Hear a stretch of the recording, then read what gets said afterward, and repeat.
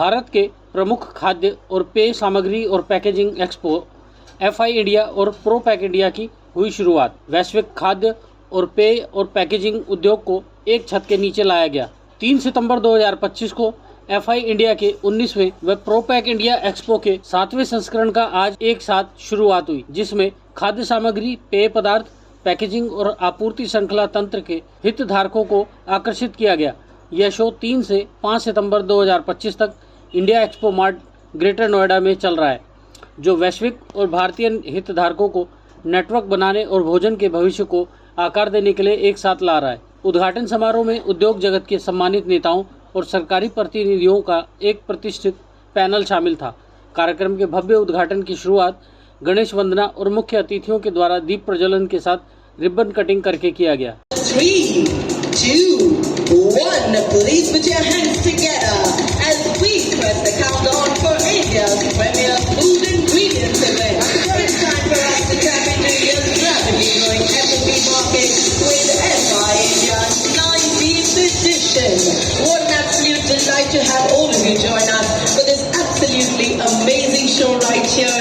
Some very, very interesting days for us to meet the tastemakers and create a for ProPack, and we are very happy to be back here in Delhi after 4 long years. The last edition that we did was in 2021. Then we have been moving between Mumbai and Bangalore, and so happy to be here. And this is where ProPack was born, the first edition that happened. So I think very happy. And for FI India, it's the first show as Informa that we launched as UBM, our original avatar as UBM, 19 years back, 2006 when we came into India. This was the first show. So this show really holds a very important place in our hearts. So thank you. I think today is the 19th edition of FI, and I congratulate the entire team for continuing these efforts of uplifting 2 important sectors. One is a farmer, and second is giving a good product to the consumer and serving the industry also. So please give them a hand. It's an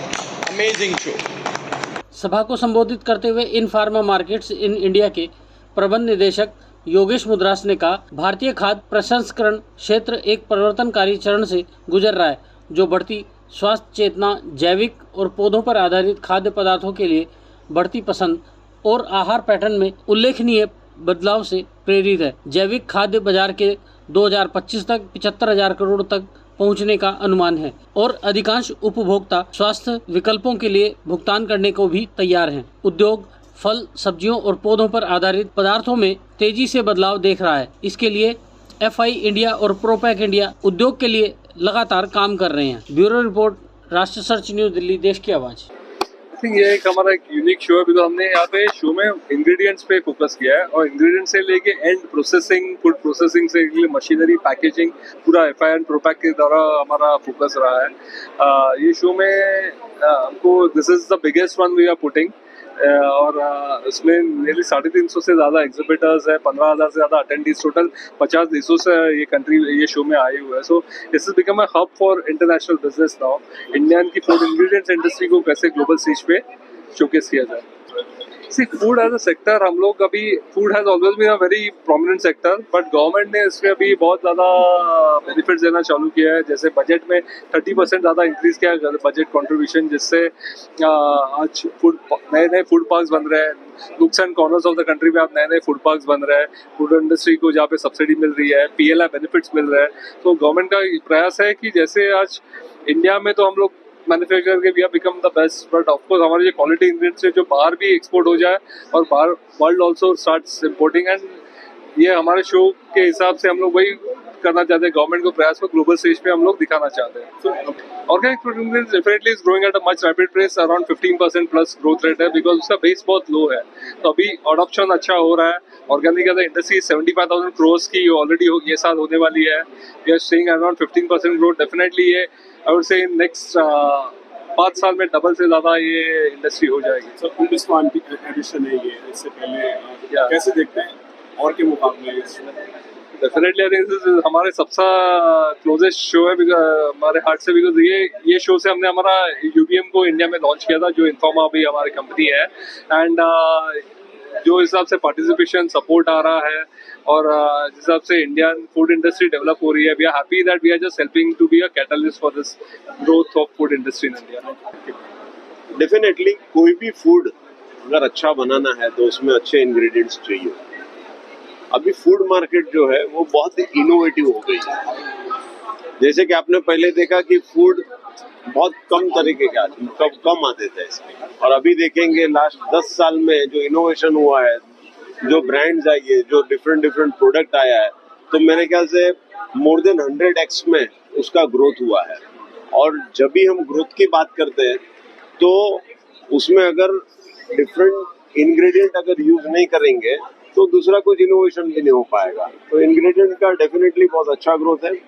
second चीज कि सब लोग clean ingredient देखते हैं आज की तारीख में, क्योंकि सब लोगों को क्लीन लेबल प्रोडक्ट चाहिए, हेल्दी प्रोडक्ट चाहिए।